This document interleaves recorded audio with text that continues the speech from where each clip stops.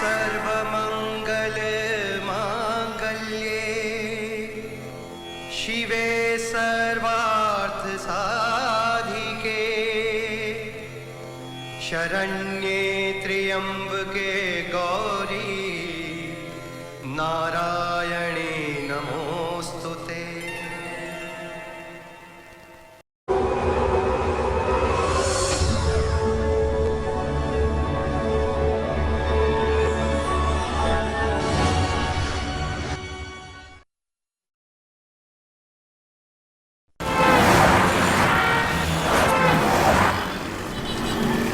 एक शिकार को छुपने के लिए सबसे सुरक्षित स्थान है जंगल। उसी तरह एक रहस्य को अदल बदल करने के लिए सबसे ठीक जगह है भीड़। हर एक भीड़ में इंसानियत से लड़ने वाला एक अजनबी होगा। कहते हैं कि नजरों के सामने जो अचानक घटना होती है वो अचानक कैसे हो सकती है, क्योंकि सामने जो है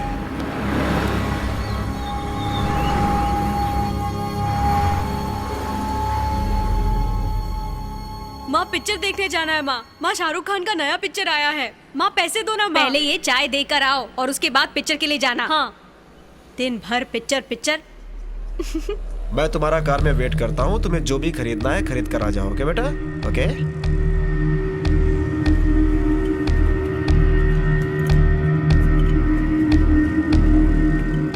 अच्छा भाई, कल मिलते हैं।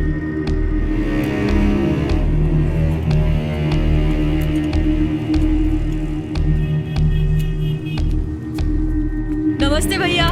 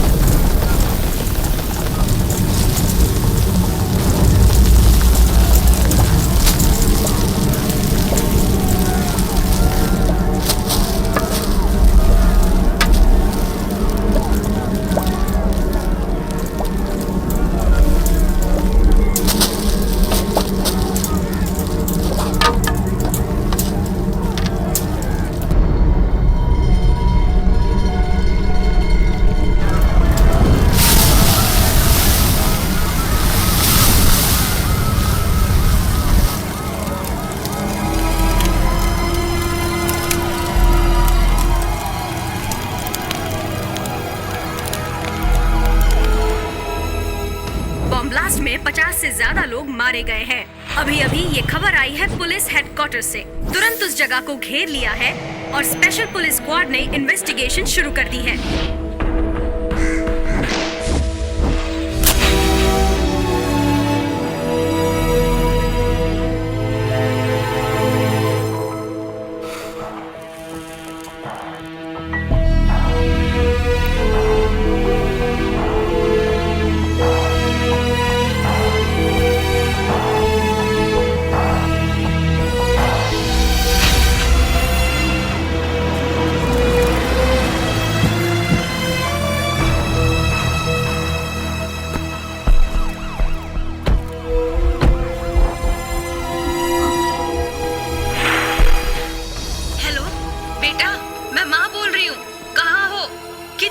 फोन कर रही हूँ बेटा, फोन क्यों नहीं उठा रहे हो? Sorry, wrong number.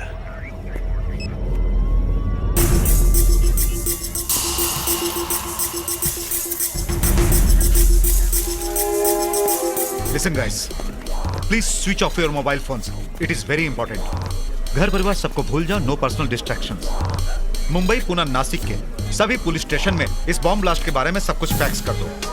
किसी पर भी अगर शक हो तो उसे हिरासत में ले लो। और रशीद, मुंबई के सभी होटल्स में खबर भेजो कि हर एक के सामान का स्कैन करें और पुलिस की मदद से सभी रहने वालों की लिस्ट मंगवाओ। As usual railway station, bus stand, STD booth पर सर्च टीम भेजो and alert your informers right away. Got it? You have to report to me at my office at 1500 sharp. Move now. Sanjay, see to it. जी. That one of your boys is with every local search team. Yes, sir. Yeah? हाँ.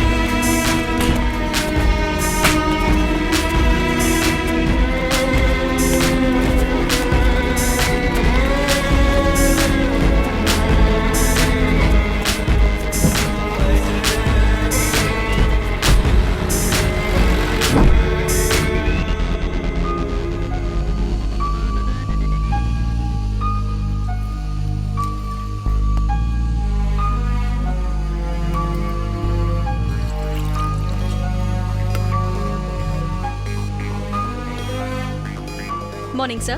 Good morning. Sir, this is the list we are able to find out and wait.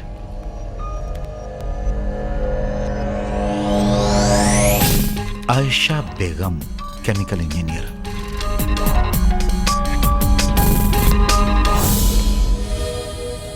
हमारी list में जो भी suspect था हमने उन सबको arrest कर लिया है सर। बाबू सेठ उर्फ शाबू सेठ, वेयर इज ही? कहाँ है वो? सर, हमने उसके घर और फैक्ट्री में छापा मारा, कहीं कुछ पता नहीं चला, वो गायब हो गया सर। नॉनसेंस। क्या वो जादूगर है जो गायब हो गया? वो एक सोशल लीडर है सर, उसे अरेस्ट करने से लॉ एंड ऑर्डर की प्रॉब्लम हो सकती है sir. I don't want any excuses.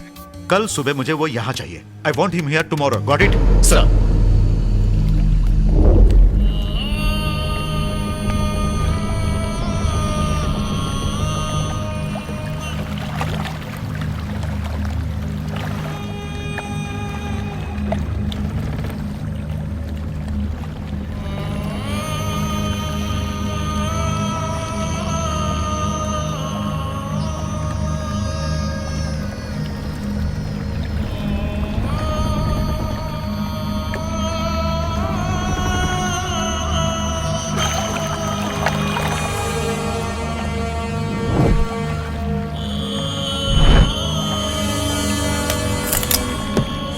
Sabu Seth, police. क्यों सलीम, तुम डरते हो?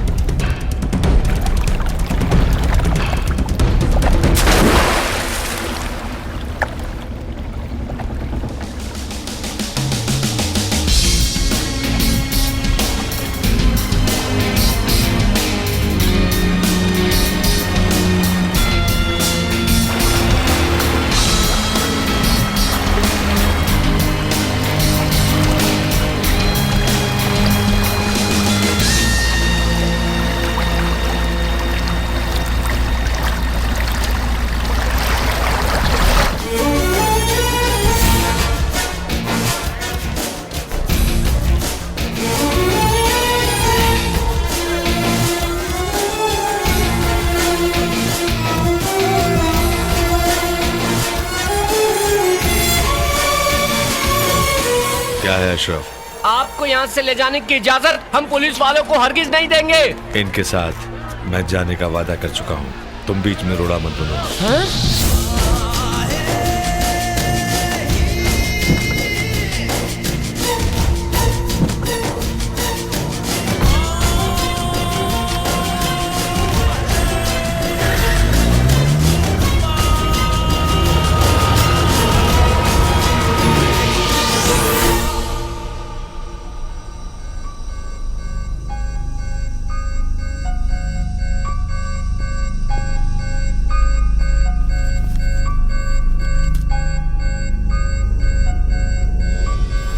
बाबू सेठ उर्फ शाबू सेठ।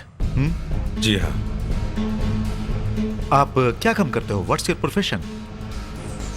कई तरह के बिजनेस हैं।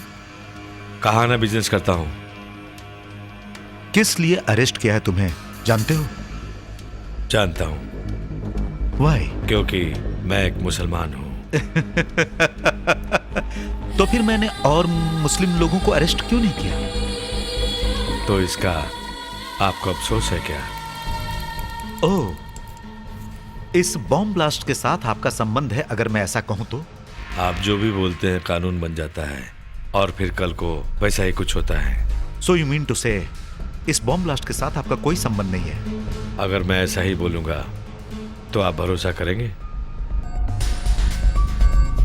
Thank you.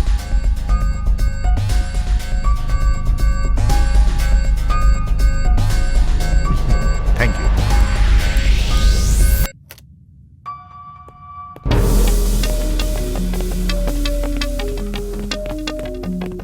सर, या तो वो कौन है कोई नहीं जानता, या तो उसके बारे में कोई बताना नहीं चाहता। Let's see. हमारे पास उसके खिलाफ काफी सबूत हैं। जैसे भी होगा कोर्ट से रिमांड लेकर हम उसे जेल में डालेंगे। मुंबई, नासिक, पुणे में भी इसका असर होगा। हमारे लिए मुश्किल काम है, लॉट ऑफ प्रॉब्लम्स। हमारे लिए इतना इजी नहीं है, पर उनके लिए भी इतना आसान है।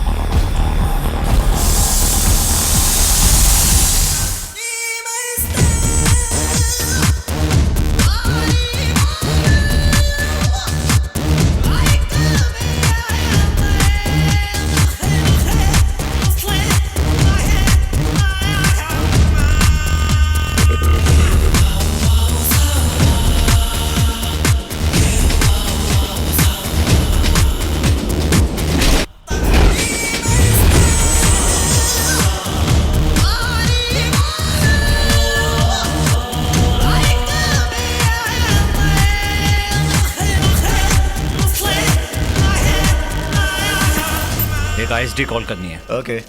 कितनी गर्मी है अंदर, एसी लगाना चाहिए ना। कितना हुआ? 85 रुपए हुए। 85 हो गया। आईएसडी के नाम पे लोगों को लूट रहे हो ना। देख लूंगा मैं तुमको। रेलवे गेट के पास आता है ना, वहीं टांग तोड़ूंगा मैं तेरी।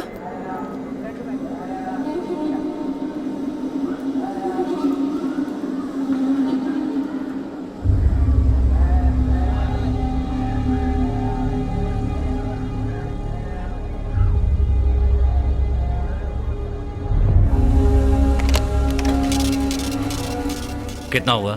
2 कॉल हुआ सर, 621 रुपए हुए।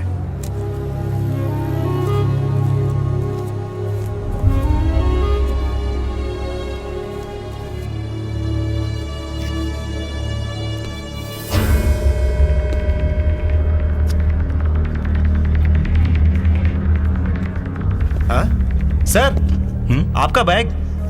ओह, थैंक्स।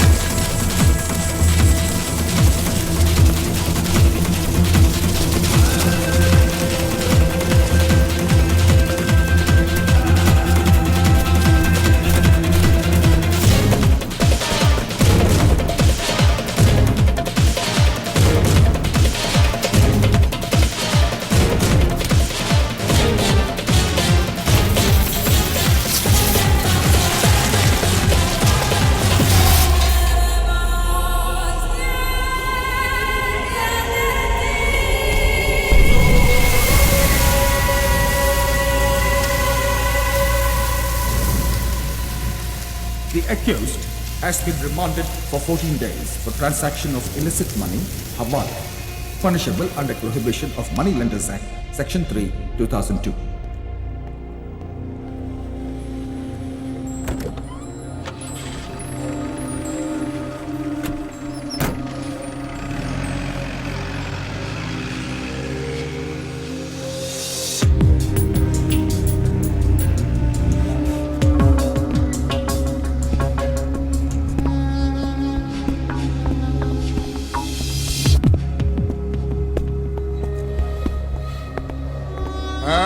कौन है ये? देखने में तो बिल्कुल नया लगता है।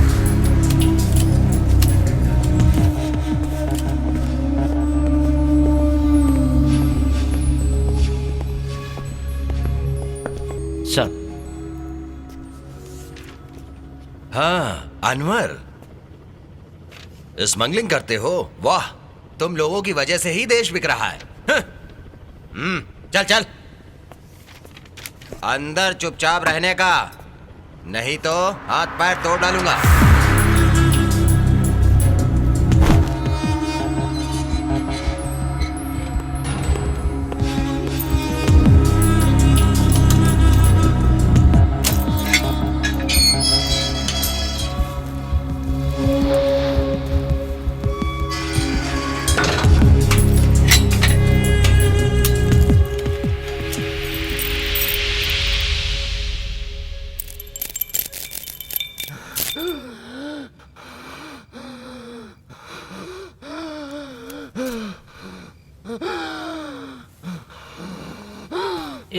एक सुट्टा मुझे भी देना।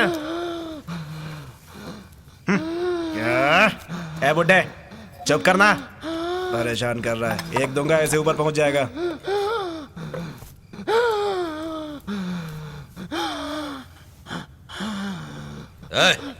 बहुत हुआ, पानी पिलाना। वो तेरा बाप लगता है क्या? इसके पैदा होने से पहले ही ये बुड्ढा जेल में है। ऐसी बात नहीं है यार, ये उसकी बाप की उम्र का है। इसको अपना सगा बाप याद आ गया होगा। तुम्हें अल्लाह कभी माफ नहीं करेगा। देख बुड्ढे को गुस्सा कितना आ रहा है।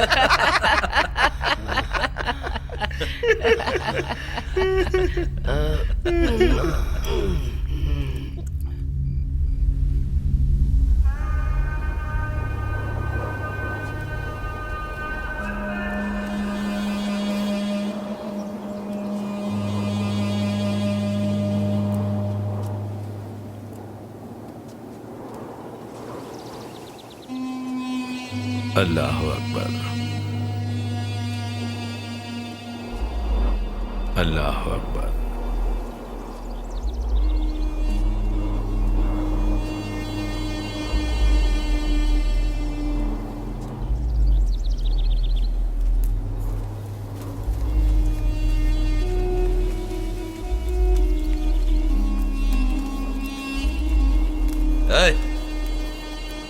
इधर आ। अरे तुझे ही बुला रहा हूं। भैया के लिए भी वही कर। क्या? जेल में आकर अगर तुम ये कहोगे कि मैं ये काम नहीं करूंगा तो ये बड़े शर्म की बात है। चलो मोहन दादा के लिए काम शुरू कर दो। नहीं, तुम्हें मालूम नहीं या करना ही नहीं चाहते? मैं नहीं करूंगा। क्या हो रहा भाई? वो क्या है सर, नए कैदी से परिचय कर रहे हैं। यहाँ महफिल मत जमाओ, अपने अपने सेल में जाओ। और सुनो, दोबारा इस तरह की हरकतें मत करना। चलो जाओ जाओ।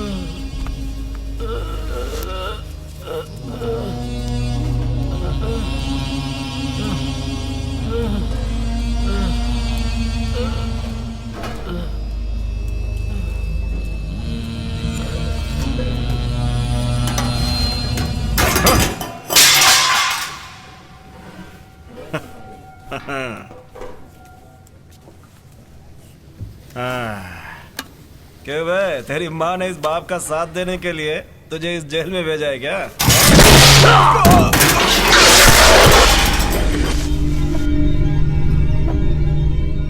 माँ पर मत जाना।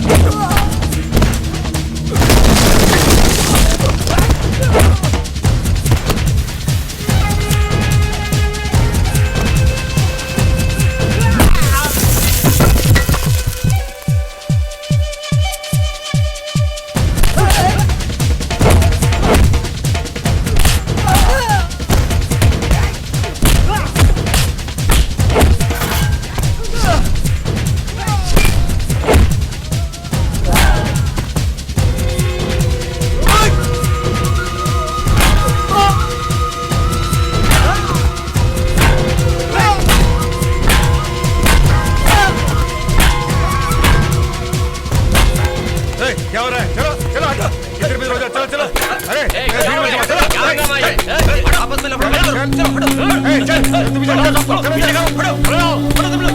अपने अपने बैरक पे। क्या कर रहे हो?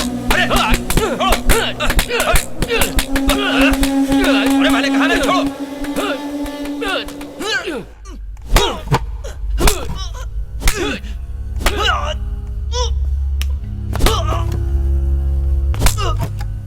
सर, आपने देखा इसने आते ही बदमाशी शुरू कर दी।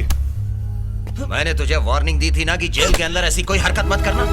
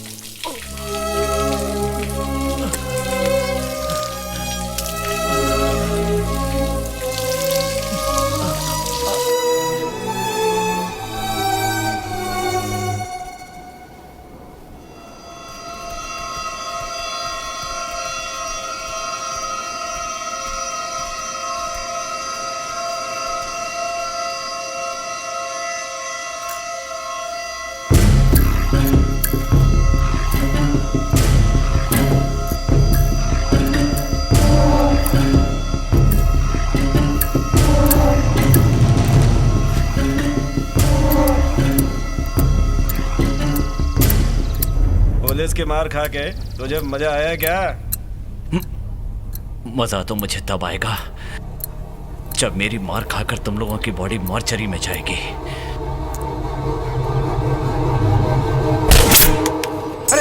क्या हुआ? क्या हुआ इसे? क्या हुआ? क्या हुआ? अरे छोड़ना मत इसे। रुको, रुको, रुको।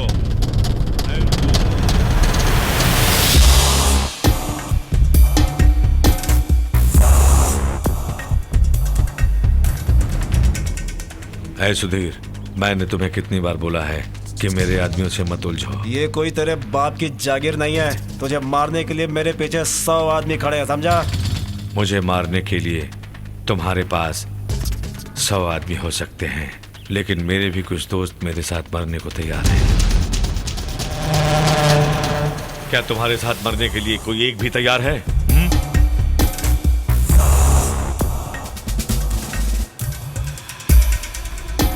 चलो।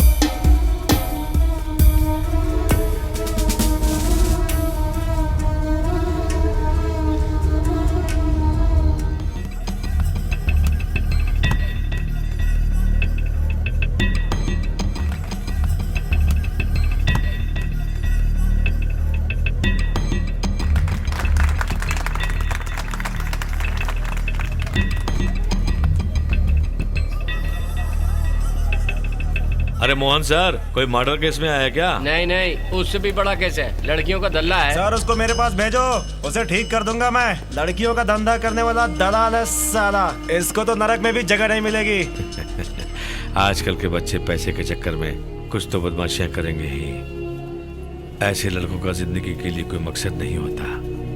ये सिर्फ क्रिमिनल ही बन सकते हैं। वैसे तुम किसके लिए स्मगलिंग का काम करते हो? मैंने अल्लाह से वादा किया है कि उसके बारे में किसी को नहीं बताऊंगा। अगर कोर्ट मुझे फांसी की सजा भी दे दे तब भी जुबान नहीं खोलूंगा।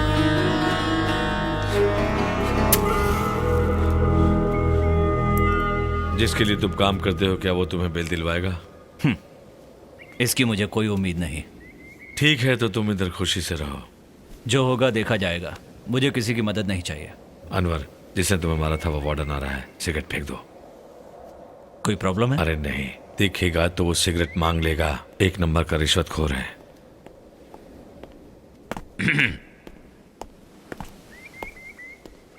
ये सब मिले जुले हैं, वार्डन वगैरह सब लोग आपस में।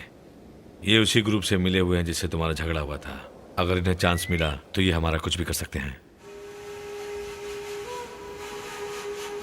अगर सारे पुलिस वाले बेईमान हैं तो आपके हिसाब से तो सारे मुसलमान टेररिस्ट होने चाहिए। सारे मुसलमान टेररिस्ट हैं क्या? नहीं, ऐसा बिल्कुल नहीं है। और आप? तुम क्या सोचते हो?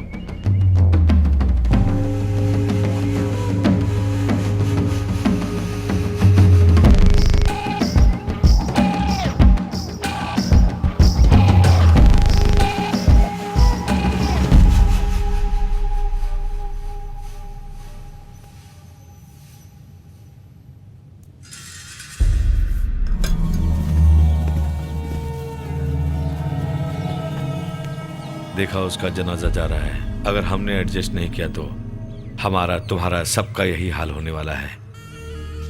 जब मैं महाराजा कॉलेज का स्टूडेंट था और फाइनल ईयर में पढ़ रहा था, उस समय मजहब के नाम पर दंगे हो रहे थे। मेरे और मेरी बहन के सामने पुलिस वालों ने मेरे पिताजी के टुकड़े टुकड़े कर दिए। वो हमेशा कुरान पढ़ा करते थे और अपने परिवार की देखभाल करते थे। पता नहीं पुलिस वाले ने उनके साथ ऐसा क्यों किया। कोर्ट में केस फाइल किया, कुछ नहीं हुआ। पुलिस वालों ने किसी को भी अरेस्ट नहीं किया। उसके बाद मैं वहां से दुबई चला। अरे वहाँ स्पेशल मीटिंग क्या हो रही है? इस जेल को बॉम्ब से उड़ाने की सोच रहे हैं। हाँ, उड़ाओ उड़ाओ, मैं भी लंबी छुट्टी में जाऊंगा।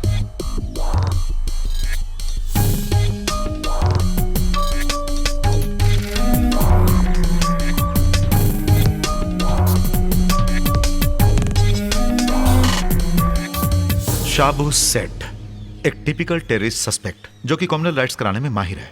10-15 साल दुबई में रहने के बाद मुंबई आया है ये, वहां से करोड़पति बनकर। Fishing business, sea food export, real estate, सामूहिक सेवा, रिलीजियस पॉलिटिक्स वगैरह वगैरह सब में हाथ डाल के राजा बन गया है ये। वो साथ में कौन है? एक स्मगलिंग केस है।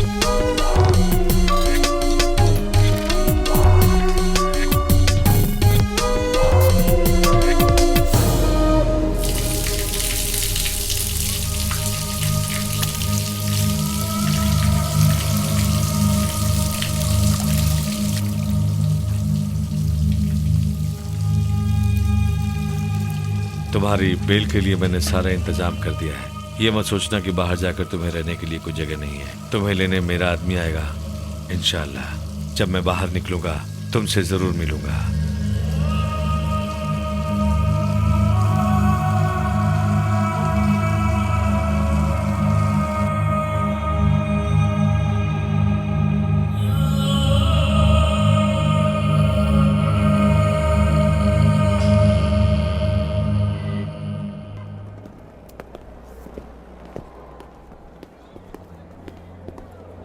अशरफ, ये है मिस्टर अनवर।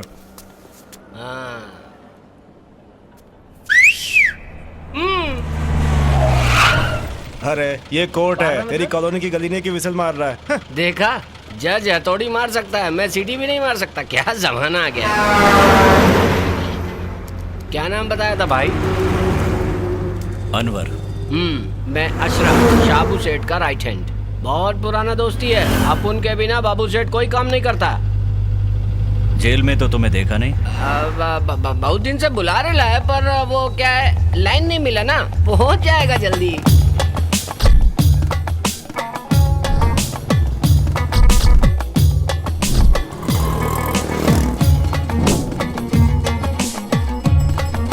ये क्या हो रहा है इधर? ये भीड़ काहे के लिए जमा है? अच्छा, ये लोग हैं, फिर से स्टार्ट हो गए। अरे ये लोग तो शाहजी ग्रुप के आदमी हैं। साबू सेठ होते तो ये कोई नहीं दिखता। अरे भाई, किधर चलना है? सीधा रे, सीधा चल। ठीक है। अभी रोक दे घोड़ा।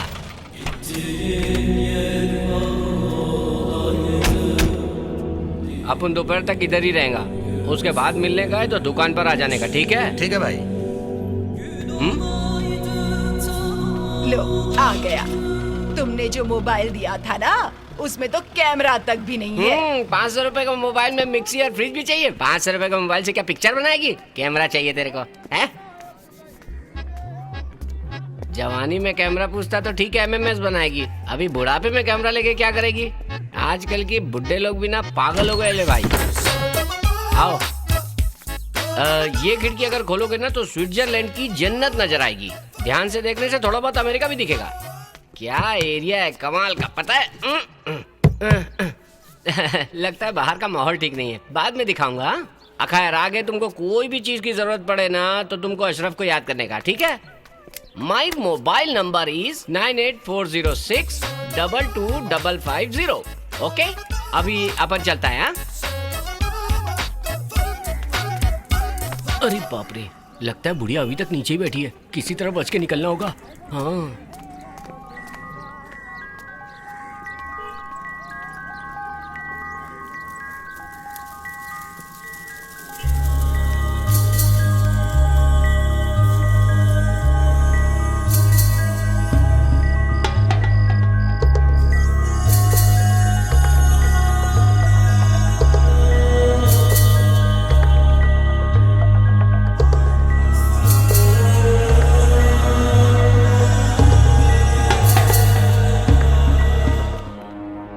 Hey, what's wrong? What are you thinking? Sir, Sabu Seth और उसके आदमियों की बेल एप्लीकेशन कोर्ट में गई हुई है। अगर ऐसी स्थिति में वो बाहर आ गए तो we can't do anything। तो फिर क्या करें? India is a democratic country. यहाँ कोई भी कहीं भी बेल ले सकता है। एंड मोर ओवर, उसके बारे में तुम्हें क्या मालूम? No clues, no evidence, it's all incompatible. But sir, Sabu Seth जैसे लोग बाहर घूमने लगे तो बहुत सारे निर्दोष लोगों को अंदर जाना पड़ेगा। इसकी पहुंच बहुत ऊपर तक है, दोबारा पकड़ना बहुत मुश्किल हो जाएगा सर। अपराधी को पकड़ना तो पड़ेगा ही। It's a law of nature Sanjay. Will get him. Cheer up man. क्या परेशानी है? वो साजी के लोग हैं ना, वो उन लोगों ने फिर शुरू कर दिया। आप इधर नहीं हो ना, इसलिए वो लोग दादागिरी कर रहे हैं यहाँ पर आकर। अनवर है उधर। वालेकुम सलाम। तुम्हें जगह पसंद आई? मुझे ठीक लगी। कोई प्रॉब्लम है? वहाँ माना हुआ एक गुंडा गैंग प्रॉब्लम कर रहा है। सऊदी से लौटा हुआ साजी का गैंग है। गांजा वगैरह पीकर हमेशा लोगों को परेशान करते हैं। 1 सप्ताह में मेरी बेल हो जाएगी, आके सब संभाल लूंगा। तब तक क्या इंतजार करना पड़ेगा?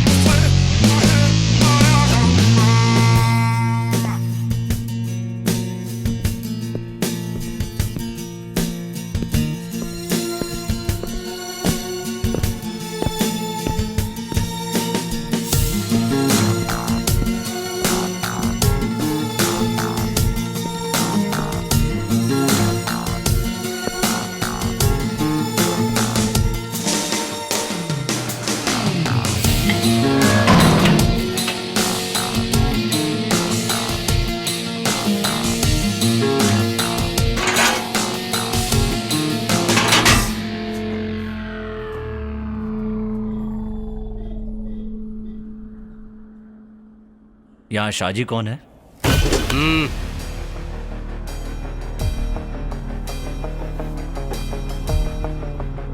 बात क्या है, पहले ये बता। वो सब कुछ मैं शाजी को ही बताऊंगा।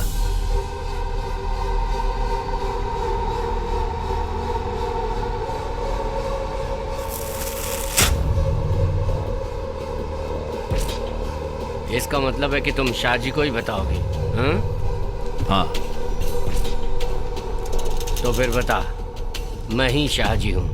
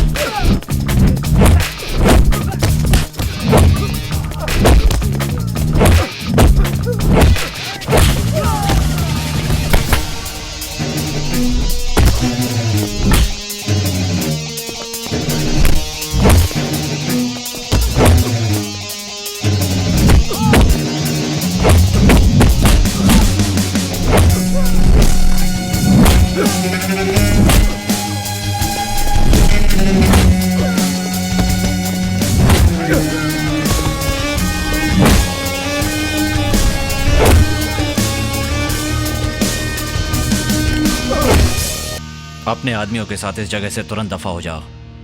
और आज के बाद तुम या तुम्हारे आदमी कभी यहां पर दिखाई दिए ना, तो तुम में से कोई भी जिंदा नहीं बचेगा।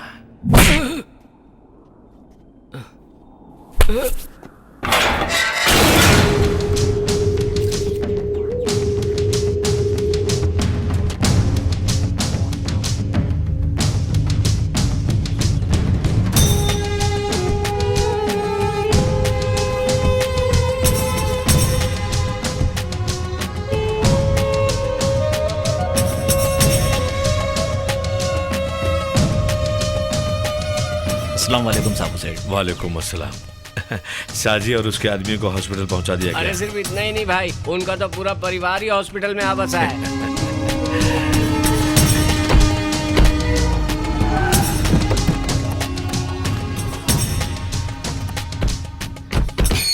अरे बाप रे दीदी, वहाँ क्यों खड़ा है? इधर आ। कौन है? आपसे मिलने कोई जेल से आए हैं। क्या कहा? जेल जाना तुम्हें बुरी बात लगती है? नेहरू, गांधी सब लोग जेल गए थे। वो सब लोग अच्छे काम के लिए जेल गए थे, आपकी तरह नहीं बुरे कामों के लिए। तुम्हारी वजह से पता नहीं हम दोनों को कब पुलिस ले जाएगी। बार बार जेल पुलिस का नाम लेकर तुम मुझे डराती क्यों हो? चुपचाप अंदर क्यों नहीं जाती? हाजी मोहम्मद अली के घर में जब मर्द बोलते हैं, औरतों को बोलने का कोई हक नहीं है। बेटा, कितने दिन हो गए तुझे देखे हुए, कैसा है तू? माँ तुम अच्छी तो हो। मैं तो अच्छी हूँ, पर तू कमजोर हो गया बहुत है। दिनों के बाद आया हूँ, तुम्हें ऐसे ही दिखेगा। खाना खा के आया है क्या? खा लिया माँ, चिंता मत करो। तुम्हारे अब्बा हमेशा मुझसे बोला करते थे, शाबू को कभी अकेला मत छोड़ना, जमाना बहुत खराब है। जब भी तुम्हारे बारे में सोचती हूँ बहुत डर लगता है बेटा। अरे माँ तुम बिल्कुल परेशान मत हो, मैं बिल्कुल ठीक हूँ। बहुत दिन हो गए थे इसलिए तुमसे मिलने चला आया। अच्छा मैं चलता हूँ। हाँ, अरे इन लोगों को तो खाना खाने दे। अरे माँ सब खा के आए हैं, मैं चलता हूँ। अच्छा। सलीम।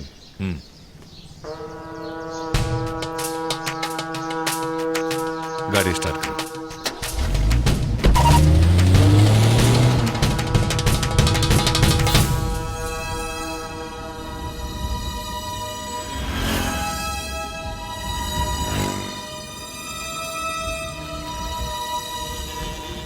मेरी बहन ने जो कहा वो तुमने भी सुना होगा। मेरी समझ में नहीं आता ये लोग मेरे बारे में हमेशा ऐसा क्यों सोचते हैं भला। मेरी और उसकी आंखों के सामने पुलिस वालों ने पिताजी को मार डाला था। वो सोचती है ये सब किस्मत का खेल है। किस्मत का खेल। मजहब के नाम पर पुलिस वाले मुसलमानों का खात्मा कर रही है, ये मुसलमानों की बदकिस्मती है। पुलिस की ये ज्यादती आखिर कब तक सहते रहेंगे?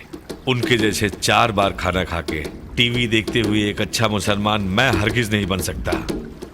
मैंने बहुत सोच समझ के ये फैसला लिया है अनवर कि ये गलत नहीं है। जेल में तुमने एक की मदद की थी ना, लेकिन यहाँ जो कुछ भी हो रहा है उसके बारे में भी सोच के देखो कि तुम क्या कर सकते हो। 5 वक्त की नमाज पढ़ने वाले और रोजा रखने वाले एक सच्चे मुसलमान हो ना तुमने अपनों के लिए क्या किया? अगर अल्लाह तुमसे पूछे तो अल्लाह को क्या जवाब दोगे कि तुमने स्मगलिंग किया? कभी तुमने सोचा है इसके बारे में? बोलो अनवर, अगर तुम एक सच्चे मुसलमान हो तो माथे पर नमाज के निशान को पुलिस की गोली भी कुछ नहीं कर सकती। अपने भाइयों के लिए जान देने वाला ही सच्चा मुसलमान कहलाता है। अगर सच्चे दिल से तुम अपना फर्ज निभाओगे तो पुलिस की गोली भी तुम्हारा कुछ नहीं बिगाड़ पाएगी।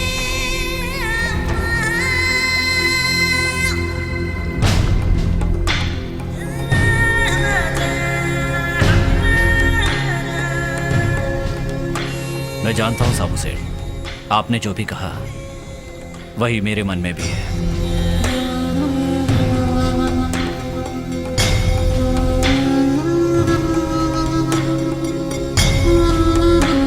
मेरे साथ रहना है तो ये तुम अपने पास रखो, नहीं तो तुम अपने रास्ते खुशी खुशी जा सकते हो।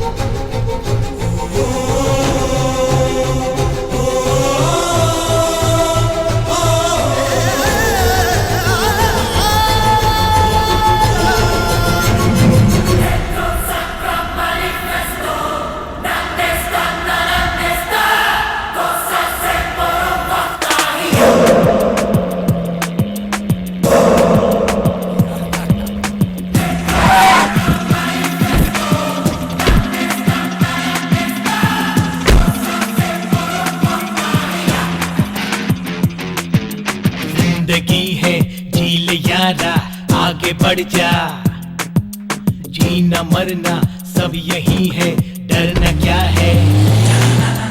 जिंदगी है जी ले यारा आगे बढ़ जा, जीना मरना सब यही है, डरना क्या है।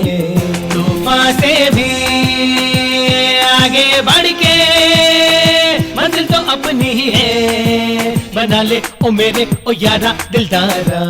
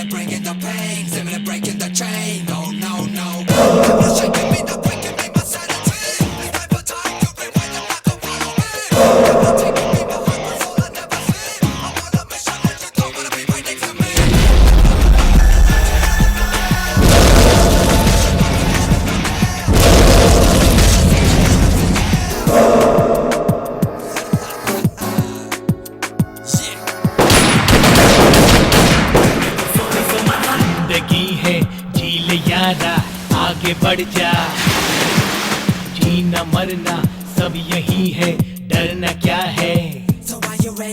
जिंदगी है जी ले यारा आगे बढ़ जा, जीना मरना सब यही है, डरना क्या है। तूफान से भी आगे बढ़ के मंजिल तो अपनी ही है, बना ले ओ मेरे ओ यारा दिलदारा।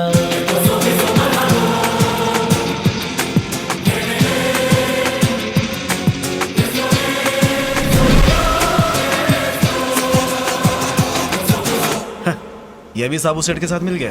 शेर शेर से मिलता है, नदी नदी में जाकर मिलती है। ये शाबू सेठ हमेशा नए नए प्लान बनाता है, इस पर पूरी निगरानी रखो। They should feel the etch.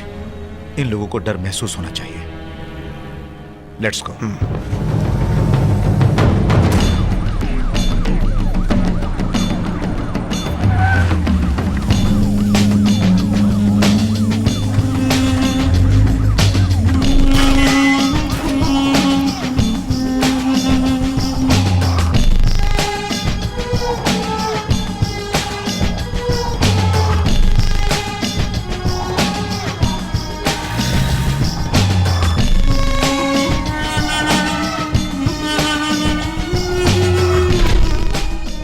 Search कर रही है, सर्च। टोपी और दाढ़ी वालों को सबसे ज्यादा परेशान कर रही है पुलिस वाले। हर मुसलमान के घरों में और बोट्स में जाकर छापा मार रहे हैं ये लोग। पागल हो गए हैं ये। अगर कोई विरोध करता है तो उसके औरतों और बच्चों को मार रहे हैं ये लोग। ये सब देखकर कैसे चुप रह सकते हैं हम? ठीक है, तुम ही बताओ कि अब क्या करें। रेलवे स्टेशन है, बस स्टैंड, कोई एक जगह तो बम फटना ही चाहिए। तभी डर का माहौल पैदा होगा, तब इन्हें पता चलेगा कि हमसे टकराने का क्या अंजाम होता है। तब तो पुलिस हेडक्वार्टर में बम लगाना होगा, वही सबसे अच्छा होगा। क्या पागलों की तरह बात कर रहे हो? वो काम इतना आसान नहीं है। रेलवे स्टेशन और बस स्टैंड में बम रख सकते हैं तो हेडक्वार्टर में क्यों नहीं? उसमें क्या परेशानी है? फटेगा नहीं क्या?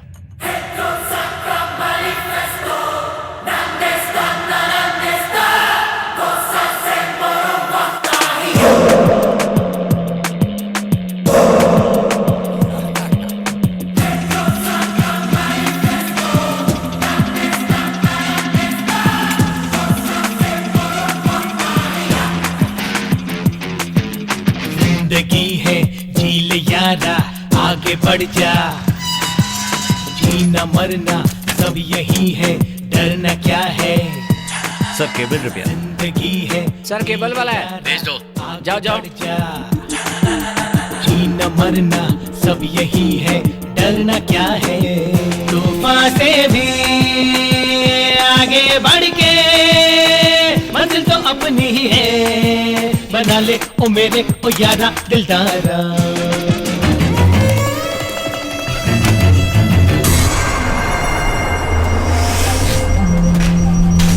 सर अब तो टीवी आने लगा ना? हाँ आ रहा है, आ रहा है।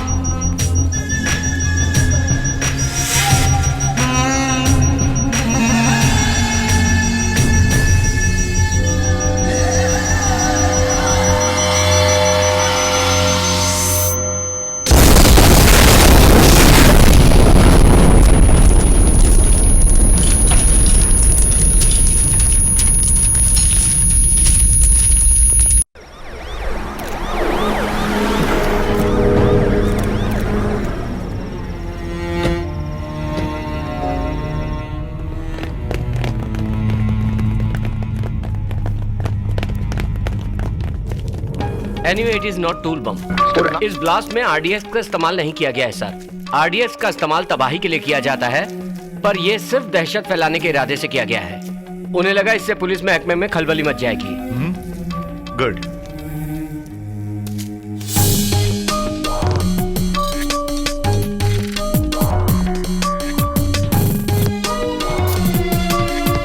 कमिश्नर साहब ने फोन करके आगाह कर दिया था, इसलिए यहाँ पर कोई बड़ा नुकसान नहीं हुआ sir.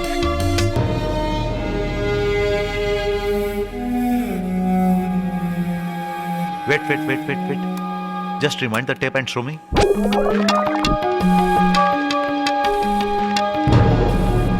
Anything wrong, Mr. Michael?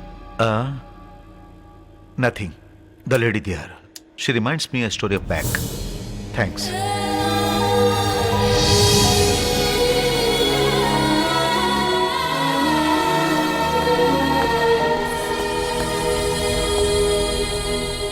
Well, आपके लिए मैंने न्यूज़पेपर्स, मैगजीन्स, धार्मिक किताबों का इंतजाम किया था। आपने पढ़ी? Asha, I have a bad news for you. आपके session chief mister Venkatesh is no more. इतने दिनों तक पुलिस से डरकर छुपे हुए थे। हमारे लोग जब उन्हें अरेस्ट करने के लिए गए तो उन्होंने सुसाइड कर लिया। It's sad but we got some real stuff. Asha, police headquarters पर जो बॉम्ब ब्लास्ट हुआ था उसके बारे में पढ़ा।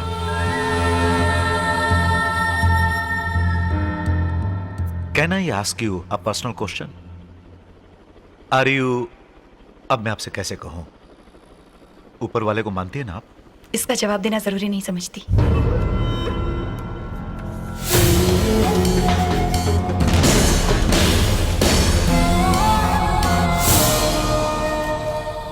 What about Anwar? ये भगवान पे भरोसा करता है? Is he a true believer?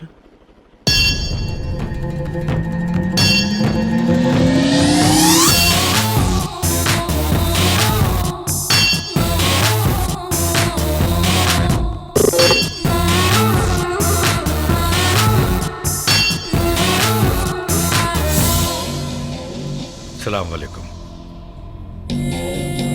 वालेकुम अस्सलाम। बशीर भाई, ये अनवर। अस्सलाम वालेकुम। वालेकुम अस्सलाम व रहमतुल्लाहि बरकातुहू। राणा, यही है हमारा नया हीरो, अनवर भाई।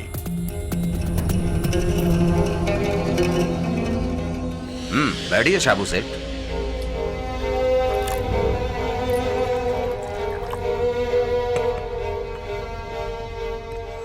इन्होंने तुम्हारे बारे में बहुत कुछ बताया है। पुलिस हेडक्वार्टर्स में जो ब्लास्ट किया है वो एक सच्चा मुसलमान ही कर सकता है, जो अल्लाह ताला पर भरोसा रखता है, और वो तुमने कर दिखाया। जिंदगी और मौत की जो परवाह नहीं करता, वही जज्बा तुम में है। तुम हमारे बहुत काम आ सकते हो, बड़े अजीज हो। पुलिस बहुत अलर्ट हो गई है। हमें बहुत ही होशियारी से अपने काम करने होंगे। एक एक ब्लास्ट पावरफुल होने चाहिए, ताकि सरकार और जनता पूरी तरह से कांप उठनी चाहिए। इससे जानते हो क्या होगा? सरकार पर प्रेशर ज्यादा बढ़ेगा और पुलिस हमेशा की तरह निर्दोष मुसलमानों को अंदर डाल देगी और हमारा फायदा होगा। एक एक निर्दोष की जिंदगी एक एक ब्लास्ट का रूप लेती जाएगी। यही हमारा मकसद और इसी के लिए हम सब काम करेंगे।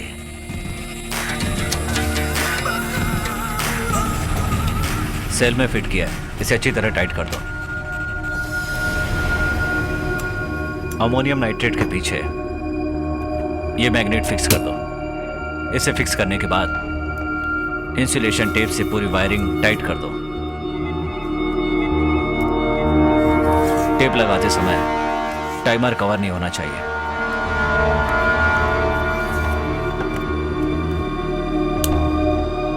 ये तो मैंने कर दिया है, लेकिन टारगेट किसे और कैसे करना है ये तुम्हें कोई नहीं समझा सकता।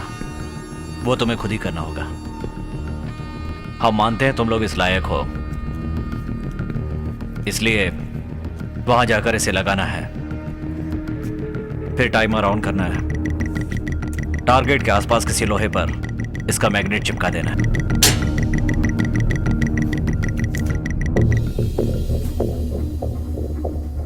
इसमें अगर जरा सी भी चूक हुई तो तुम्हारा क्या हश्र होगा इसके बारे में मैं कुछ नहीं कह सकता। समझ गए ना?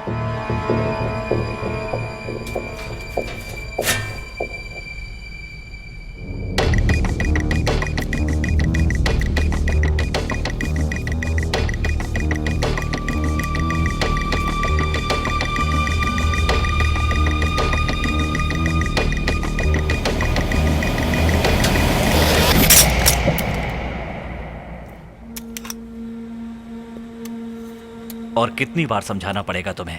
इतनी बार समझाने के बाद भी समझ में नहीं आया? ये इस काम के लायक नहीं है साबू सेठ। ये घबराहट में बम यहीं कहीं गिरा देगा और हम सब के सब लोग मारे जाएंगे।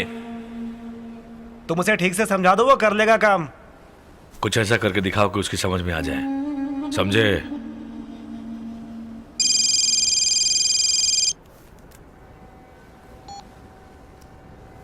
बोलिए सर।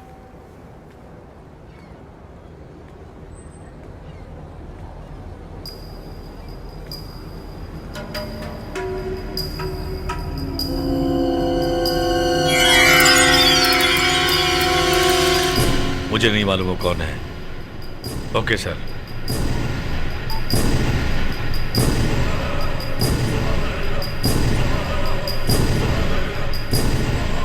कम से कम इस बार तो ठीक से कर। जा। सुनो, इसके बारे में तुमने कहीं जिक्र किया है?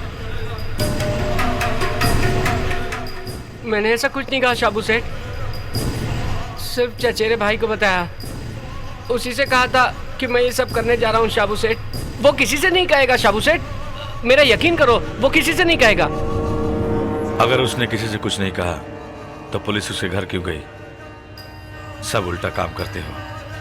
जब इस काम के लिए तुम्हें रखा था तब बहुत समझाया था तुम लोगों को, बहुत सोच समझकर काम करना चाहिए। अब तुम्हें बचाना मेरे बस की बात नहीं है।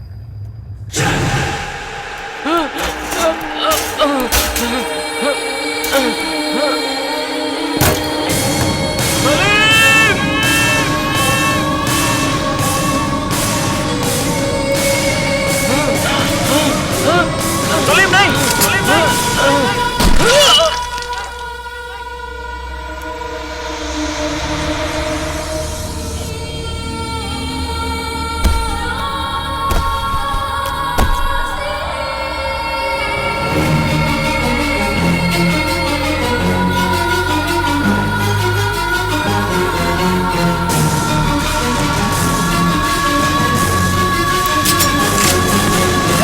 सलीम, अनवर,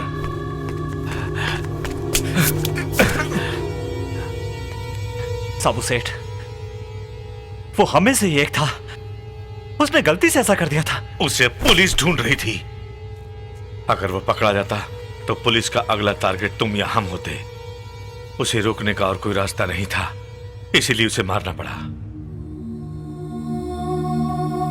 मैंने तो तुम्हें पहले ही ये बात बता दी थी कि उससे ये काम नहीं होगा। अब आगे जो कुछ भी करना है वो सिर्फ मुझे ही करना है। नहीं अनवर, पुलिस को सारी इंफॉर्मेशन मिल गई है। उनको भले ही फोन पर इंफॉर्मेशन मिल गई है, इससे कोई फर्क नहीं पड़ता। मैं अपने मकसद में कामयाब होकर रहूंगा, ये मेरा आपसे वादा रहा।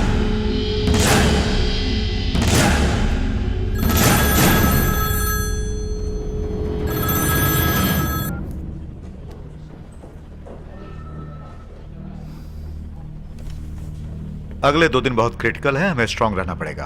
कोर्ट में ब्लास्ट होने वाला है ऐसी खबर मिली है, and it is from a very reliable sources. इसलिए हमें चप्पे चप्पे पे कड़ी निगरानी रखनी होगी।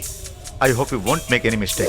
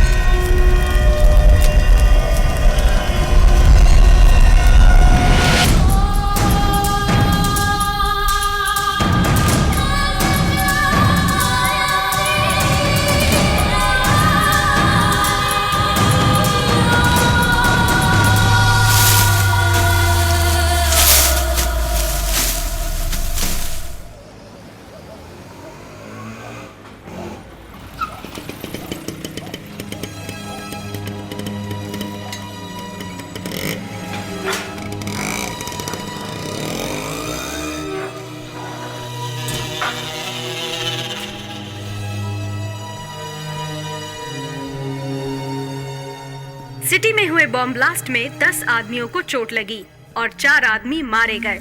अगर किसी ने रिस्पॉन्सिबिलिटी नहीं ली तो महाराष्ट्र में जितने बॉम्ब ब्लास्ट हुए हैं ये भी उन्हीं इंटरनेशनल टेररिस्ट ग्रुप का काम होगा, ऐसा पुलिस डिपार्टमेंट को शक है। मरे हुए लोगों के बारे में अभी तक पुलिस ने मीडिया को कुछ नहीं बताया। That is because it is a policy of police department to keep the operation a secret. अब तक के लिए इतना ही, फिर मिलेंगे दोपहर की न्यूज में। कमाल कर दिया अनवर, तुमने फिर से मेरा दिल जीत लिया।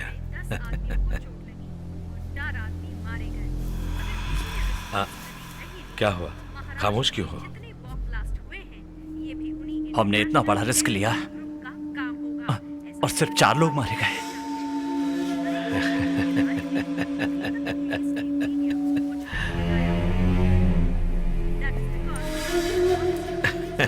आ मेरे साथ। कितने लोग मर गए उसका गम नहीं है, लेकिन मरने वालों के बारे में सुनकर जो जिंदा हैं वो बहुत डर गए हैं। इसी दहशत के जरिए हमें अपना मकसद पूरा करना है। हम आगे जो कुछ भी करेंगे सोच समझ कर करेंगे। इसके लिए तुम हमेशा मेरे साथ रहोगे। कोयम्बटूर में जो बॉम्ब ब्लास्ट हुआ था वो अब तक पूरे देश का सबसे बड़ा ऑपरेशन था।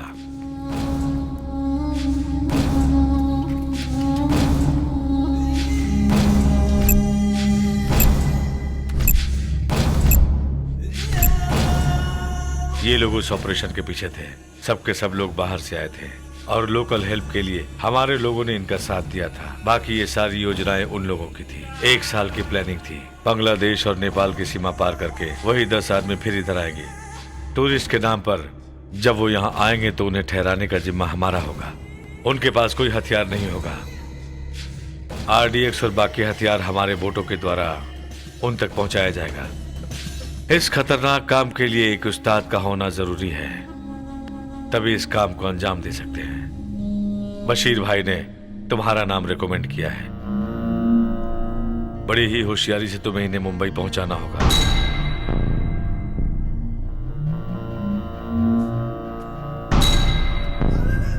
कोयम्बटूर ब्लास्ट के बारे में तुमने सुना होगा लेकिन देखा नहीं होगा। देखो,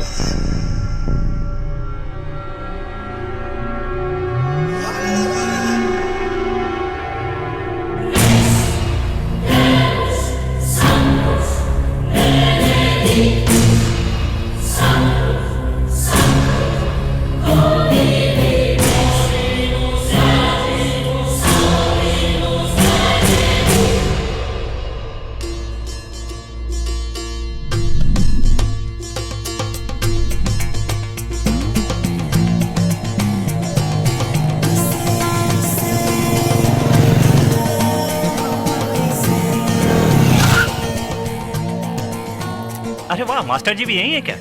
तुम कब आए अनवर? हाँ भैया, 2-3 दिन हो गए। तो हमारे शहर में ट्रांसफर ले सकते हो ना? गवर्नमेंट सर्विस थोड़ी है कि ट्रांसफर मिलेगा। खाना खाए कि नहीं? हाँ, पेट भर के खाया है मैंने। अच्छा, फिर मिलेंगे। ओके भैया, बाइक की चाबी देना, मास्टर जी को छोड़ के आता हूँ। जल्दी आ जाऊंगा। ओके मास्टर जी। ओके बेटा। अरे बशीर, ये बच्चे इस रसोई घर में क्या कर रहे हैं? अस्सलाम वालेकुम। वालेकुम अस्सलाम। अम्मा। हाँ? अरे तू आ गया? देखो माँ, फिर कोई बाहर जाने का काम मत बताना। 4-5 बार बाहर होकर आया हूँ। आजकल तो ये सारे काम फोन पर हो जाते हैं और आप कह रहे हैं कि मैं चिकन शॉप पर जाकर अच्छे से देख के परख कर लेकर आऊँ। अरे दुल्हन का बड़ा भाई हूँ मैं, यहाँ पर रहकर काम संभालना चाहिए और आप मुझे फालतू के काम करने के लिए बाहर भेज रही हैं। अरे आज तक तूने अपनी बहन के लिए अपने हाथों कुछ किया है क्या? तुम्हारे दोस्तों को भी तुम्हारे अब्बा ने ही दावत दी है। अमेरिका से तो यहाँ तक आया है। अपनी बहन की शादी के लिए ना तो थोड़ी भागदौड़ तो कर ले। एक लौती बहन है तेरी, समझ रहा है ना तू? थोड़ा काम करेगा तो अपने रिश्तेदार तुझे देख भी लेंगे और तेरी पहचान भी बढ़ेगी। अम्मा, तुम्हारी ये फालतू बातें मुझे अच्छी नहीं लगती। चल हट। अब मैं बाहर का काम नहीं करना चाहता। मैंने सोच लिया है कि टैक्सी की तरह इधर उधर जाना बंद। अनवर सुनो, बेटा शंकर पांडे बस स्टैंड पे इंतजार कर रहे हैं, उनको लेकर आ जाओ। अब्बा, विजय मास्टर को ड्रॉप करने के लिए मैंने जमाल को बाइक की चाबी दी है। वैसे जिन्हें आप लाने की बात कर रहे हैं वो तो कितनी बार इस घर में आ चुके हैं। कोई बात नहीं बेटा, कार है, तुम कार से जा सकते हो ना। चले जाओ बेटा। कुछ कहिए ना। अजी सुनिए, उस काम के लिए किसी और को भेज दीजिए ना। ये अपनी बहन की शादी में आ रहा है, इसे यहीं रहने दीजिए। ऐसे कहो ना मेरी प्यारी अम्मी।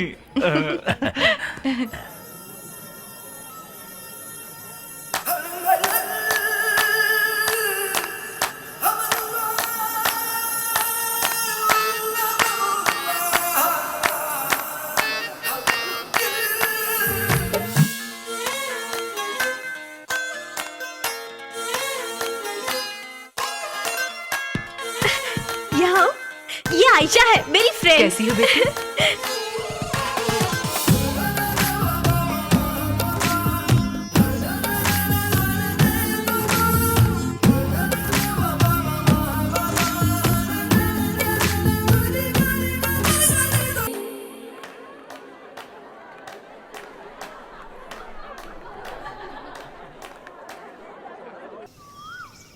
कितनी देर हो रही है, जल्दी आइए ना।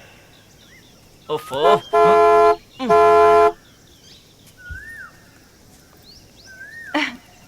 आंटी, मैं चलती हूँ अंकल।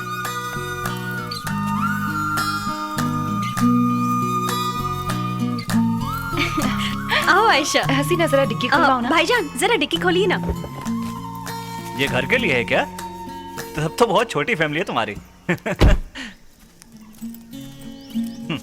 Bye bye. कहाँ चलना है?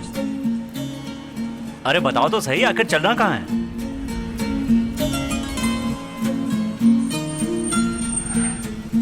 हेलो, बोलो ना कहाँ जाना है? अरे मेरे पास और भी काम है। फर्स्ट राइट, देन लेफ्ट, फिर राइट में दूसरा घर।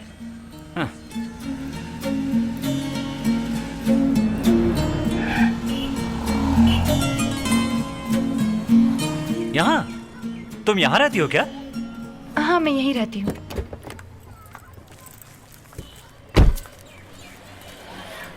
आइए, अंदर आइए। यहाँ? मैं हेल्प कर दूं क्या? Thank you.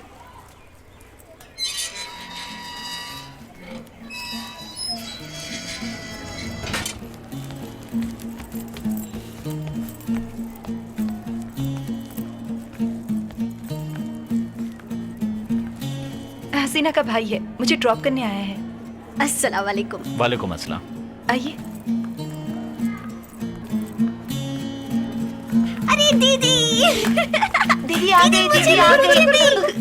मुझे भी। दीदी दो ना। मुझे दीजिए ना। सबको दूंगी। दीदी मुझे भी। दीदी मुझे भी दो ना।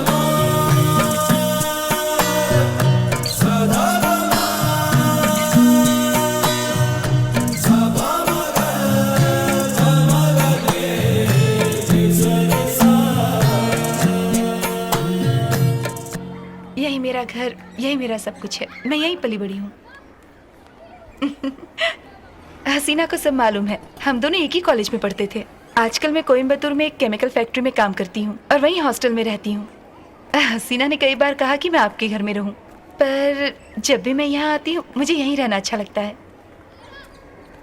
ओके, फिर मिलते हैं। मुझे ड्रॉप करने के लिए थैंक्स। Bye bye.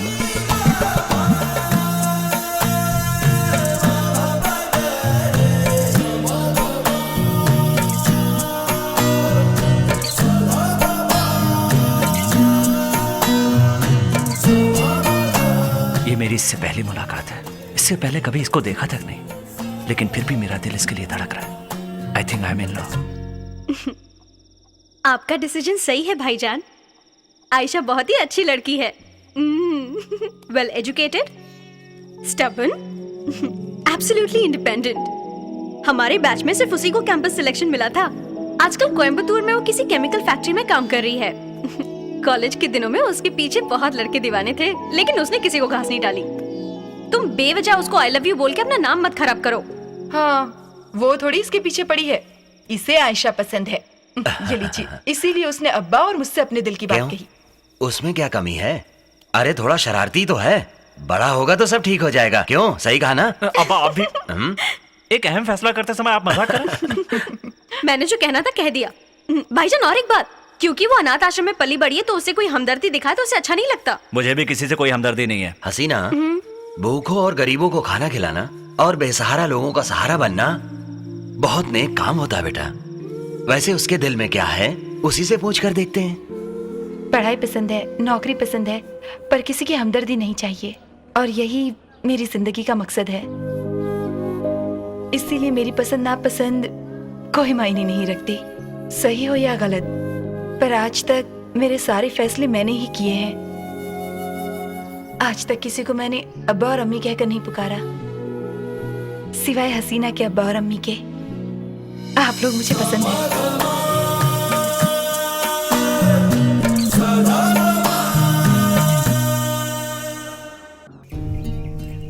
अहमद साहब के घर में जश्न का माहौल था। बेटी के निकाह के बाद उन्होंने बेटे का निकाह करने का फैसला किया था।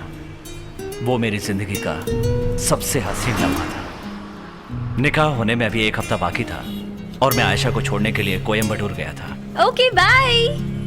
बाय। आयशा को उसके ऑफिस में ड्रॉप करने के बाद हसीना की शादी की ड्रेस खरीदने के लिए हम लोग कोयम्बटूर के एक शोरूम में गए।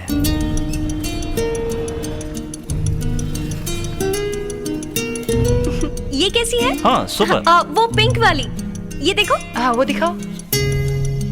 अच्छी है। ये पर्पल ज्यादा अच्छी है ना भाईजान? हाँ ये भी बहुत अच्छी है। मैं बाहर से होकर आता। ठीक है बेटा, जाके आओ। ये दिखाइए।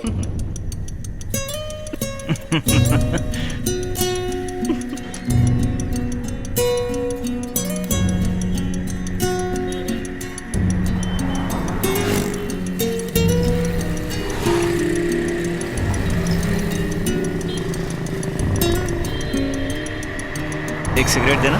ये लो।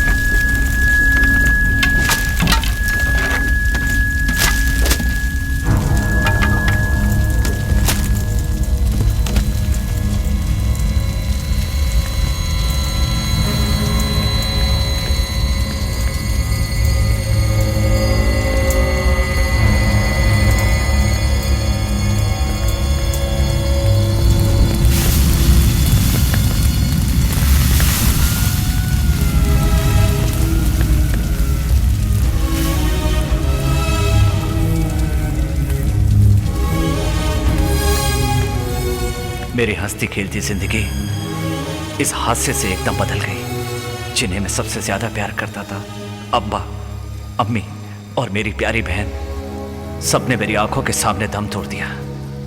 मैं बेजान बुत की तरह खड़ा रहा। 1 मिनट, सिर्फ 1 मिनट में सब कुछ खत्म हो गया और मैं अनाथ हो गया।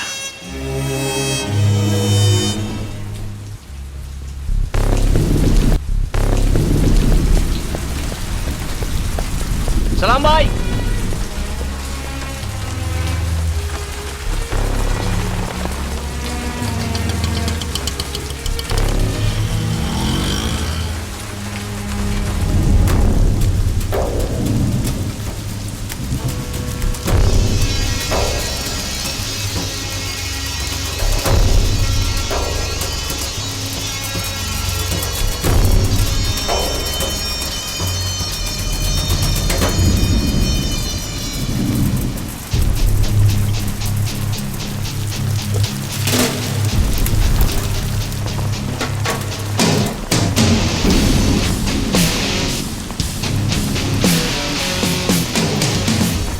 मैं आपको सब कुछ पहले भी बता चुका हूं, down to the last detail. कब, कहां, कैसे, क्यों, फिर भी ब्लास्ट में 4 आदमी क्यों मारे गए? आपने मुझे भी ऐसे हालात में फंसा दिया। 4 लोगों की मौत आपके लिए मामूली बात हो सकती है, लेकिन मेरे लिए बिल्कुल नहीं। जिस तरह एक सच्चा मुसलमान दिन में 5 बार नमाज पढ़ता है, वैसे ही मैं भी 5 वक्त का नमाजी हूँ। फिर भी मेरे साथ ऐसा क्यों हुआ? 1 मिनट, जस्ट अ मिनट। जो वादा तुमने मुझसे किया था उसे तुमने पूरा नहीं किया। मैंने आपको वक्त पर खबरें दी थी, इसके बावजूद आप लोगों ने सही समय पर एक्शन क्यों नहीं लिया? वो 4 लोग कैसे मारे गए आपको बताना पड़ेगा। ये बोलने की आपकी जिम्मेदारी है और जानना मेरा अधिकार है। मैंने जो खबर तुमसे मांगी थी तुमने मुझे दी। मैंने कोऑर्डिनेशन भी ठीक किया, मगर वो ब्लास्ट को मैं किसी तरह रोक नहीं पाया। और तुम जो कह रहे हो कि 4 लोग मरे हैं, it's not true, it's a cooked up story. इस फोटोग्राफ्स को आड़ में लेकर किसी ने कहानी बनाई है, ये तुम भी समझ सकते हो। इसमें मेरा कोई कसूर नहीं। वो लोग तो कभी पैदा ही नहीं हुए अनवर, तो फिर मरेंगे कैसे? तुम्हें मेरा भरोसा करना होगा। मैं भरोसा करूंगा, लेकिन कल अगर आप कहेंगे आयशा जिंदा है और वो मुझे नहीं मिली, तो मेरा भरोसा टूट जाएगा। इसलिए मुझे आयशा से मिलना है। आयशा मेरी कस्टडी में सेफ है। मुझे आप पर भरोसा नहीं है। मुझे एक बार कम से कम उससे मिलने दीजिए। आपने आयशा को 1 साल से कस्टडी में रखा हुआ है और आज तक आपने आयशा को कोर्ट में हाजिर भी नहीं किया। वो जिंदा है या नहीं मुझे नहीं पता। मैं हर हाल में उससे मिलना चाहता हूं। नामुमकिन है अनवर, जरा सोचो। आयशा एक सस्पेक्टेड टेररिस्ट है। अगर उसे कोर्ट में हाजिर करने पर उससे कुछ हो गया तो फिर मैं या तुम या कोई उसकी रक्षा नहीं कर पाएगा। मैं एक एटीएस ऑफिसर हूं, फिर भी मैंने कोई चार्जशीट नहीं लगाई और किसी भी कोर्ट में हाजिर नहीं किया, जो कि मेरे लिए भी रिस्क है। ये सब कुछ मैं उसकी सेफ्टी के लिए कर रहा हूं, जो कि तुम भी जानते हो। इसलिए इस मिशन के खत्म होने तक ना तो तुम उससे मिलोगे और ना ही फोन करोगे। तुम्हें यह समझना होगा कि मैं किन हालात में यह सब कुछ कर रहा हूं। क्या तुम भूल सकते हो कि जिंदगी ने तुम्हारे साथ क्या नाइंसाफी की है? हॉस्पिटल से पुलिस स्टेशन तक कितने दिन तुमने सफर किया? Tell me Anwar, how can you forget that day?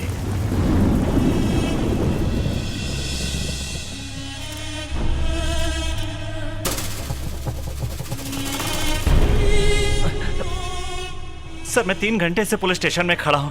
Coimbatore के सभी पुलिस स्टेशन में पता कर लिया है और जानता हूं आयशा को यही अरेस्ट किया गया था। सर, मैं आपसे ही पूछ रहा हूं, आपने उसे बेवजह क्यों अरेस्ट किया? बताइए। ये चिल्ला क्यों रहा है? क्या नाम है तेरा? सर, मेरा नाम अनवर अहमद है। मेरी पूरी फैमिली ब्लास्ट में। अनवर अहमद नाम से ही आतंकवादी लगता है तू। तेरी इतनी हिम्मत कि तू थाने में आके हल्ला मचा रहा है। सर, इज्जत से बात कीजिए। मुझे इज्जत सिखा रहा है? तेरी इतनी हिम्मत कि एक पुलिस वाले के गिरबान पे हाथ डालता है? अभी बताता हूँ इसका अंजाम क्या होगा। ऐसा ही। उसे मेरे पास भेजो।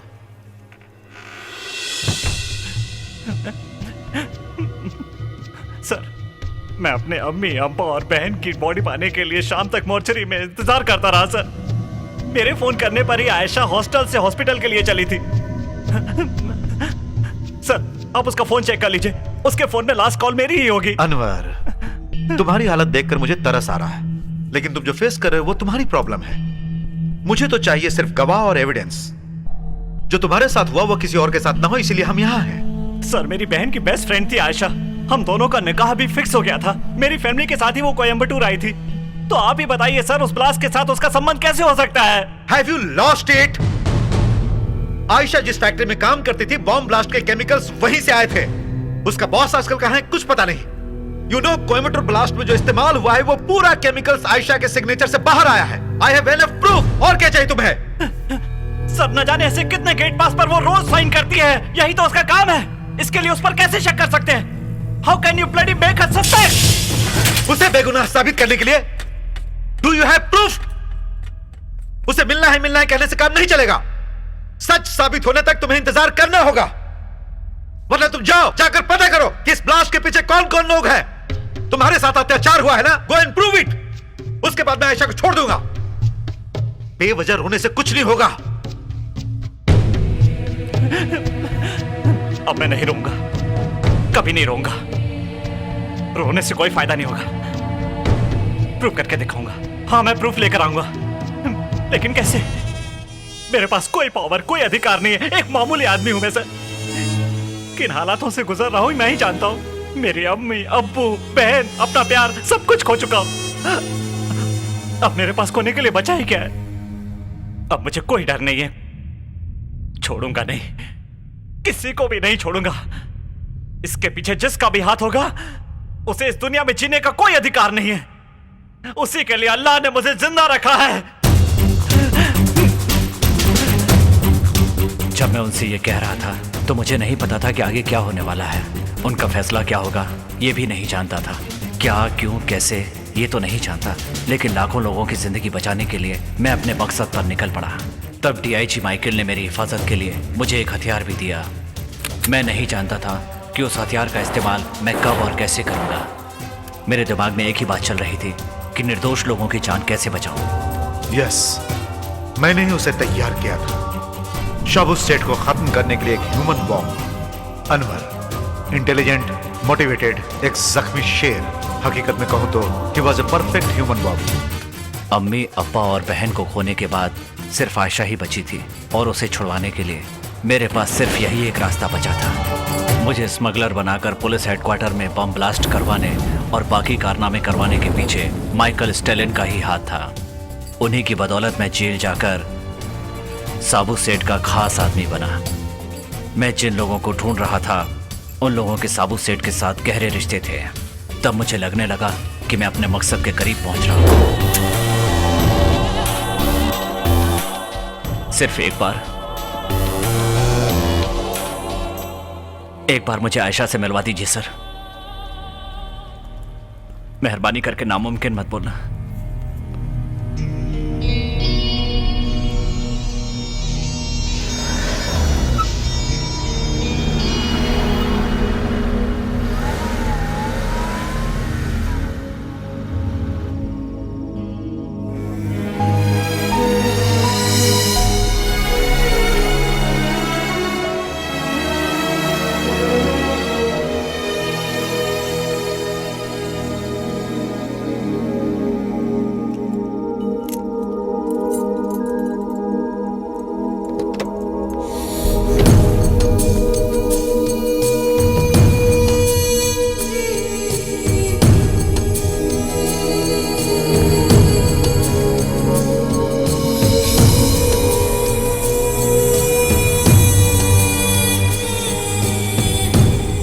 आयशा, मैं किसी को मारना या नुकसान नहीं पहुंचाना चाहता, लेकिन अब मेरे पास और कोई रास्ता नहीं बचा है।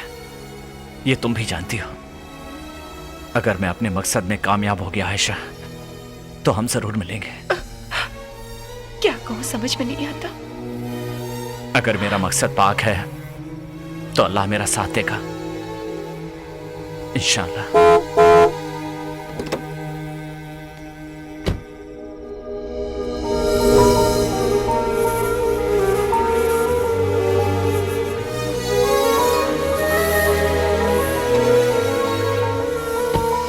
Thank you sir. अगले 3 दिन के अंदर अंदर उन लोगों तक पहुंच जाऊंगा। कोयम्बटूर ब्लास्ट में जिन लोगों का हाथ था वो लोग यहां आ रहे हैं। एंड देन मुंबई अगला टारगेट है। किसी के हाथ में पिस्तौल नहीं होगी, कोई हथियार नहीं होगा। हथियार और बॉम्ब ब्लास्ट का सामान वगैरह एक दूसरी बोट में मुंबई ले जाने की जिम्मेदारी मुझे सौंपी गई है। ओके, सब लोग कब कैसे कहां ठहरेंगे ये तो मुझे बता देना।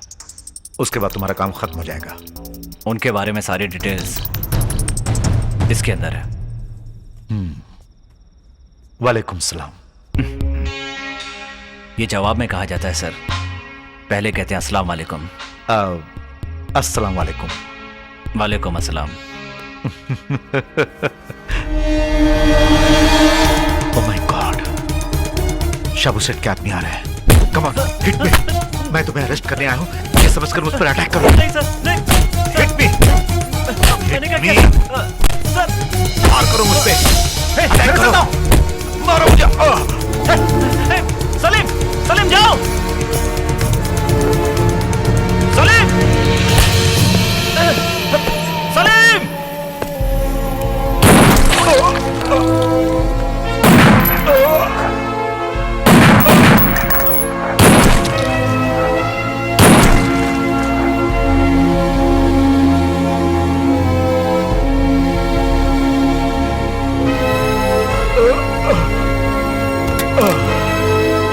चलो यहां से,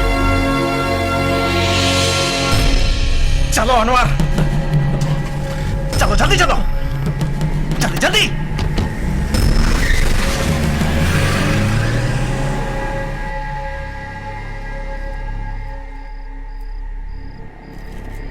वहां उनके साथ यही था क्या तुम दावे के साथ कह सकते हो? वहां कोई और नहीं था साबू सेठ। मैं ये बात दावे के साथ कह सकता हूँ।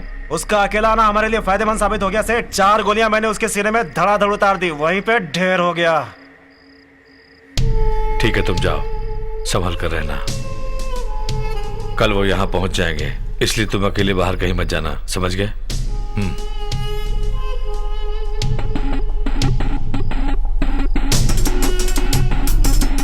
सलीम। हाँ?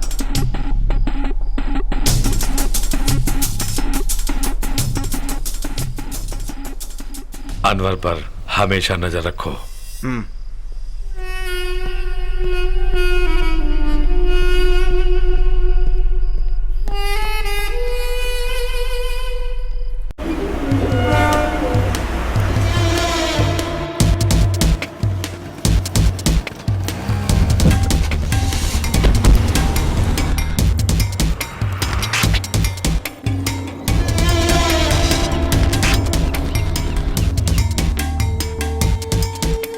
वो सब लोग यहाँ ठीक ठाक पहुँच गए। 8 लोगों को रिसीव किया है, लेकिन 2 लोगों को छुपा कर रख दिया है। वहाँ उन्हें हेल्प करने के लिए हमारे आदमी साथ रहेंगे। कल शाम को 5 बजे सब लोग यहाँ से निकलेंगे। गाड़ी निकलने के बाद हमारे बीच कोई संपर्क नहीं रहेगा, लेकिन दोनों गाड़ियों में जीपीएस है, इसलिए उन्हें कोई प्रॉब्लम नहीं होगी। थोड़ी दूर जाने के बाद एक चर्च आएगा, उसे क्रॉस करके जब हम आगे जाएंगे तब वो रास्ता पुराने डॉकयार्ड तक जाएगा। उस यार्ड में RDX और ब्लास्ट करने के सारे सामान और हथियार के साथ अनवर वहां बोट लेकर तैयार रहेगा।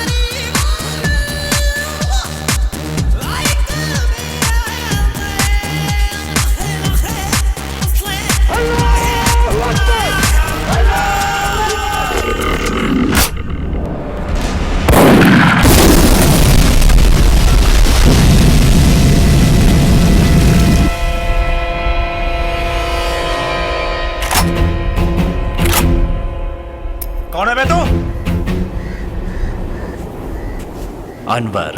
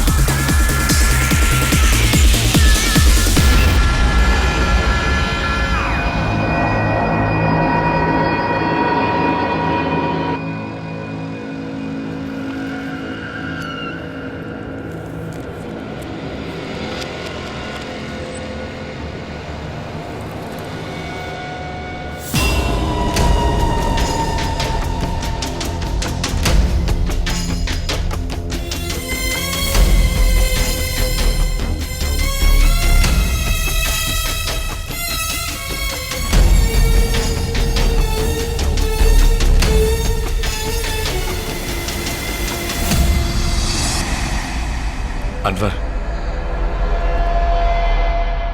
क्या हुआ? तुम नहीं गए? वो सब लोग कहाँ हैं? वो सब चले गए, मैं नहीं गया। क्यों नहीं गए?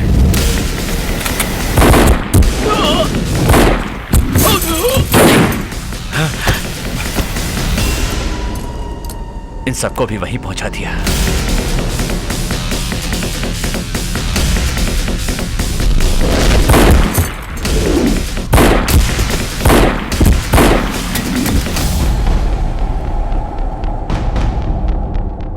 तुम्हारे लिए भी वहां थोड़ी जगह बाकी है शाबू सेठ, तुम्हें भी वहां जाना पड़ेगा। तुमने सिर्फ मुझे ही नहीं, मुझ पर भरोसा करने वाले सभी को धोखा दिया। सच्चा मुसलमान तुम्हें कभी माफ नहीं करेगा। तुम्हारा भरोसा गलत साबित हुआ शाबू सेठ, क्योंकि तुम्हारे सामने एक सच्चा मुसलमान यानी मैं खड़ा हूं। इस्लाम के नाम पर हमारे प्यारे देश को बर्बाद कर रहे हो तुम लोग। तुम्हारे जैसे लोगों के कारण कितने निर्दोष लोग मारे जा रहे हैं, चाहे वो हिंदू हैं या मुसलमान। अपने अम्मी, अब्बा और बहन की मौत को मैं अभी तक भुला नहीं पाया। उन लोगों ने क्या गुनाह किया था?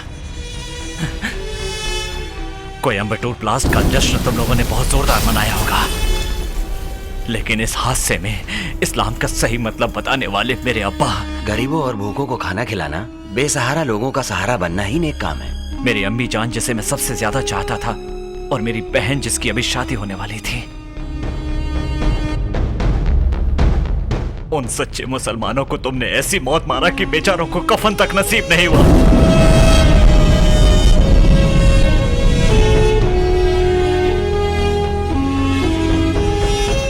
उसी दिन तुम्हें और तुम्हारे ग्रोह को खत्म करने की कसम खाई थी। उनमें से किसी को भी जिंदा नहीं छोड़ूंगा, इसीलिए अल्लाह ने मुझे जिंदा रखा है। मिट्टी से पैदा हुआ और इसी मिट्टी में दफन होकर जन्नत जाने वाला सच्चा मुसलमान हूं मैं। तुम्हारे इस गुनाह की माफी नहीं है। अल्लाह पे भरोसा करने वाला कोई मुसलमान तुम्हें कभी माफ नहीं करेगा। तुम हार गए शाबू सेठ।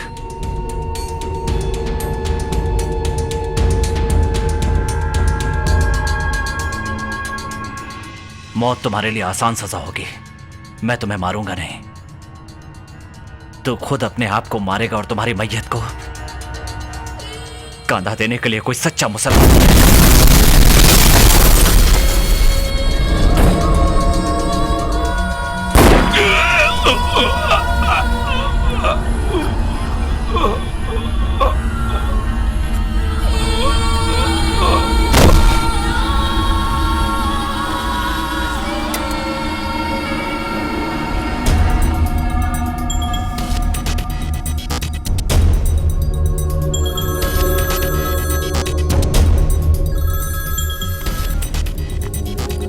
हेलो, मैं अनवर।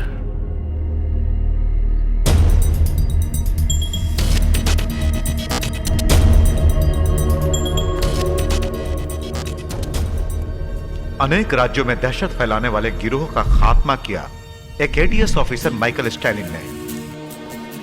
एटीएस टीम ने वीरता से यह काम करके देश का कल्याण किया है। कोयम्बटूर ब्लास्ट के बाद मुंबई में ब्लास्ट करने के लिए जिस गैंग ने प्लान बनाया था, उनका सामना कर उनको खत्म करके पूरी एटीएस टीम सब तरफ से प्रसन्नता की हकदार बन गई।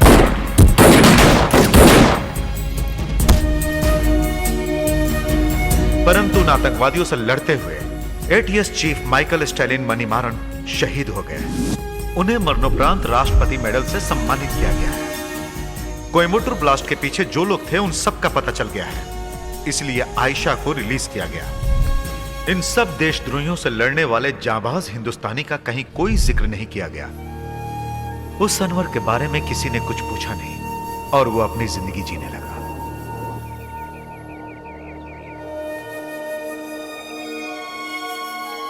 आज तुम क्लास लेने नहीं जाओगे? आजकल छुट्टियां चल रही हैं। दिल भी तेरा है, मैं भी तेरी हूँ, दिल में राजा मेरे।